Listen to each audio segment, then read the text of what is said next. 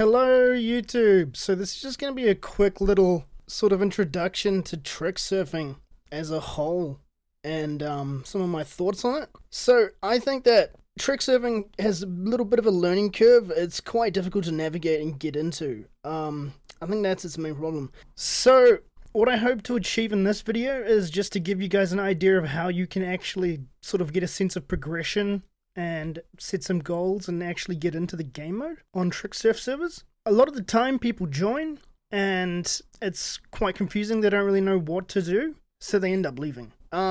So we're here in Concrete Jungle and we're gonna go through some things. So one thing you might notice is that this video and my screen might look a little bit strange. The reason for that is I'm actually playing in 4:3 aspect ratio here.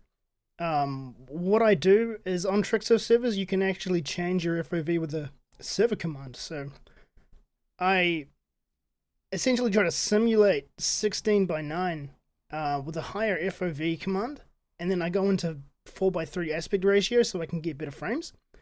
And that way it sort of feels the same as 16:9, but you're able to benefit from the smoothness of 4:3. Anyway, first things first. One bind that you will probably want to have is a pre-strafe bind. This idea might sound a bit weird to some people, but on Trick.Surf it helps. So you gotta set a certain keybind to CL_your_speed 293.95.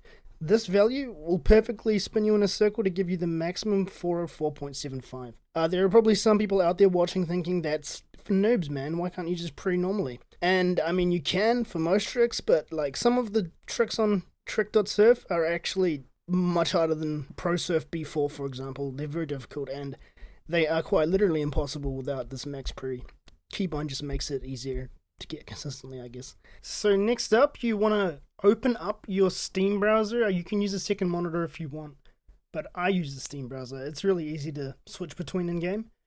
And type in Trick.Surf, HTTPS Trick.Surf. Yes, this is pretty essential in my opinion. You want to log into the website with your Steam account, and you will probably be using this website a lot as you play. In my opinion, this is very, very important and very, very helpful, but it isn't required either. It's just a lot easier. So, as we see on the front page, it's got a list of all the servers. There's a whole bunch of different ones. European servers, North American servers, Australian servers, Concrete Jungle and InstaDeath 24/7 servers, you name it. Anyway, you want to click on the map that you are playing on and go to Tricks after you've logged in. And from here, we'll see a trick list of the map with the completion of your account. You're going to want to go to the bottom of the page and press show all. In this case it's 1017 because that's how many tricks are on Concrete Jungle. And then you'll get a nice list of every trick on the map. You can also filter by incomplete if you want to work through completion, and it'll filter out the ones you've already done. You can order it by tier if you want to start from easiest to hardest or hardest to easiest. You can order it by completions if you want to try to do some of the tricks that haven't been done yet. And you also want to tick that show triggers button. So that way it'll give you a nice, like, sort of screenshot gallery of the triggers of the trick. And if you're still confused on the route or the start zone, you can open up the trick and it'll have the teleporter with the trick starts sometimes. If it doesn't, you can always watch the replay. There are two ways to do this. You can watch it in the browser by going to the records of that trick and clicking on the play button next to either the time or speed record, and it'll play a 3D rendered replay in the browser. Or you can just go in game and type !replays with the trick name and watch it on the bot.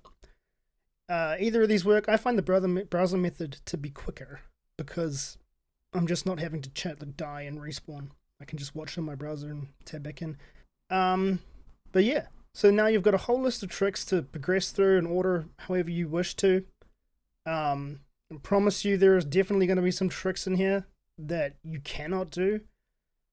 I promise you there are a lot of challenges you're going to face and a lot of things you're going to have to learn to get good at it.